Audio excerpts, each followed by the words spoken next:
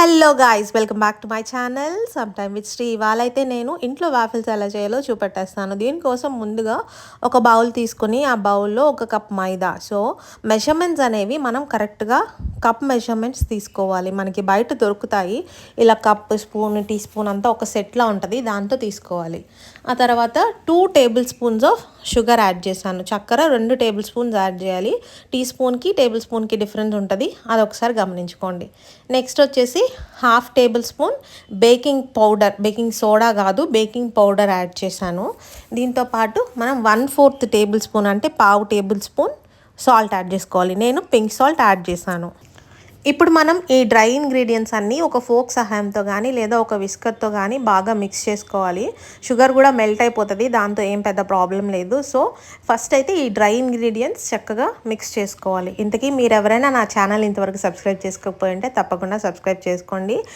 Videos అన్నీ మీకు నచ్చితే కనుక తప్పకుండా లైక్ చేయండి అండ్ షేర్ కూడా చేయండి. ఇప్పుడు లోతుగా ఉన్నటువంటి ఒక పాత్ర లేదా ఒక చెంబు లేదా ఒక గ్లాస్ లాంటిది ఏదైనా తీసుకొని మనకి మిక్సింగ్ ఈజీగా ఉంటుంది అనమాట. ఇందులో మిల్క్ 1 కప్ వేసుకోవాలి. మైదా దేంతో అయితే మెజర్ చేశానో దాంతోనే అన్నీ మెజర్ చేశాను. అండ్ పావు కప్పు ఆయిల్, 1 కప్పు మిల్క్ వేసుకోవాలి. ఆ తర్వాత 1 ఎగ్ వేసుకోండి.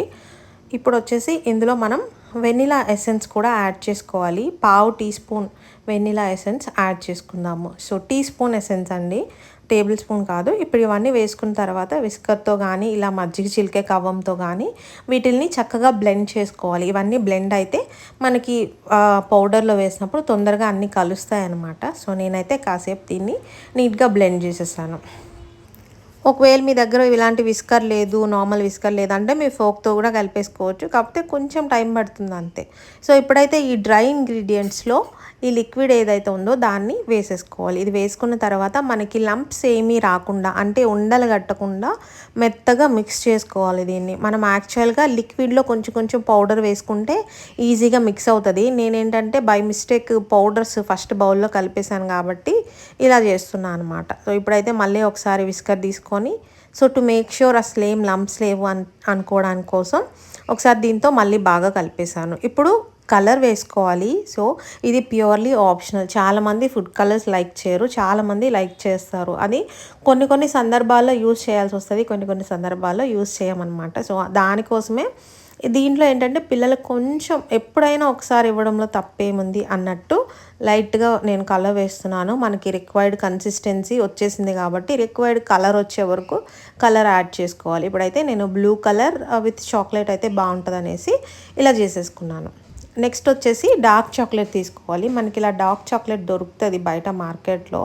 సో దాన్ని తెచ్చుకుని దీన్ని ఫ్రీజర్లో నుంచి తీసి కాసేపు ఒక 1 అవర్ అలా బయట ఉంచాలి, లేదంటే మనం కట్ చేసుకోలేమన్నమాట. నేను 1 అవర్ బయట ఉంచితే కూడా చాలా హార్డ్గా ఉంది, చూస్తున్నారు కదా. ఇలా ఒక 1/2 కప్ వరకు తీసుకున్నాను. ఇప్పుడు దీన్ని డబుల్ బ్రాయిలర్ మెథడ్లో, అంటే కింద ఒక గిన్నెలో వాటర్ పెట్టి పైన ఇంకొక బౌల్లో దీన్ని వేసుకోవాలి. ఇది వేసుకున్నాక ఇది కొంచెం కొంచెంగా మెల్ట్ అవ్వడం స్టార్ట్ అవుతుంది. ఇది మెల్ట్ అవ్వడం స్టార్ట్ అయినప్పుడు కావలిస్తే కొంచెం మిల్క్ మీరు యాడ్ చేసుకోవచ్చు. ఒక 1 స్పూన్ ఆర్ 2 స్పూన్స్ మనం యాడ్ చేసుకోవచ్చు.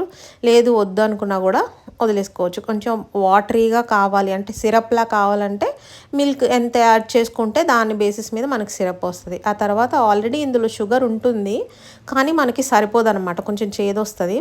సో దానికోసం ఒక 1 స్పూన్ షుగర్ వేసాను. అండ్ ఇంకా ఎక్స్ట్రాడినరీ టేస్ట్ కావాలి మన చాక్లెట్కి అంటే ఒక 2 spoons condensed milk, minute made condensed milk దొరుకుతుంది కదా, అది వేసుకుంటే ఇంకా సూపర్ టేస్ట్ వస్తుంది. ఇప్పుడైతే చాక్లెట్ మెల్ట్ అయిపోయింది. దీన్ని కాసేపు ఫ్రిడ్జ్లో పెడతాను, ఎందుకంటే మరీ అంత పల్చగా మనం వేసుకోలేము. ఇప్పుడైతే నేను ఈ టోస్టర్ నాకు ఆన్లైన్లో దొరికిందనమాట. సో తీసుకుని 2 వైపులో ఒకసారి వేడి చేసుకొని ఆ తర్వాత ఆయిల్ కానీ బటర్ కానీ ఏదైనా పర్వాలేదు రాసుకోవాలి. రాసుకున్న తర్వాతనే బ్యాటర్ వేసుకోవాలి, లేదంటే అతుక్కుపోతుంది. ఇది నాన్ స్టిక్కే, బట్ స్టిల్ కింద ఆయిల్ అనేది కొంచెం మ్యాండేటరీ అనమాట. నేను కూడా ఫస్ట్ టైమే ట్రై చేస్తున్నాను. నేను చాలా వీడియోస్ చూశాక ట్రై చేస్తున్నాను అనమాట. అయితే చాలా బాగా వచ్చినాయి, టేస్ట్ అయితే ఎగ్జాక్ట్లీ సేమ్ వచ్చినాయి.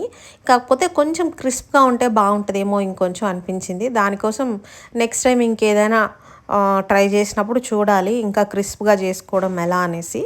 సో ఇప్పుడైతే టేస్ట్ మాత్రం పక్కాగా సేమ్ ఈ కొలతలతోటి సూపర్గా ఉంది. ఆ క్రీమ్కి ఆ వాఫిల్కి అసలు టేస్ట్ అయితే సూపర్గా ఉందన్నమాట.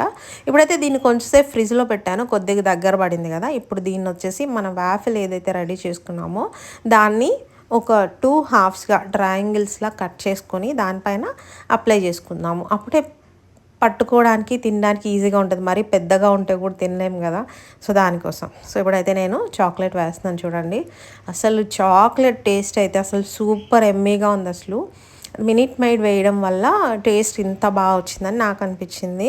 సో ఇదనమాట ఇవాల్టి వీడియో. మా పిల్లలు అయితే చాలా ఎంజాయ్ చేశారు వాఫిల్స్. ఎవ్రీ సాటర్డే చేయి అని అడుగుతున్నారు, అంత టేస్టీగా వచ్చినాయి. సో ఇది ఫుల్ వీడియో. మీకు ఈ వీడియో నచ్చినట్లయితే తప్పకుండా లైక్ చేయండి, షేర్ చేయండి అండ్ కమెంట్ చేయండి. సో ఫైనల్గా ఒక్కసారి ఇలా హెర్షీస్ సిరప్ ఉంది చాక్లెట్ది నా దగ్గర, దాంతో చిన్న గార్నిషింగ్ లాగా చేశాను. మీరు కావాలంటే nuts powder, dry fruits powder ఇట్లాంటివి కూడా లోపల వేసుకోవచ్చు. సో దట్ కొంచెం హెల్తీగా కూడా ఉంటుంది కదా. సో ఇది ఫైనల్గా అవుట్లుక్ అయితే ఇలా వచ్చింది. అండ్ సిరప్ చూసారా, అసలు చాలా టేస్టీగా ఉందండి. మనం కావాలంటే న్యూట్రెల్లా ఇలాంటివి కూడా యాడ్ చేసుకొని చేసుకోవచ్చు. ఇదనమాట ఫైనల్గా వాఫిల్స్. వీడియో చివరి వరకు చూసినందుకు thank you so much. See you in the next video.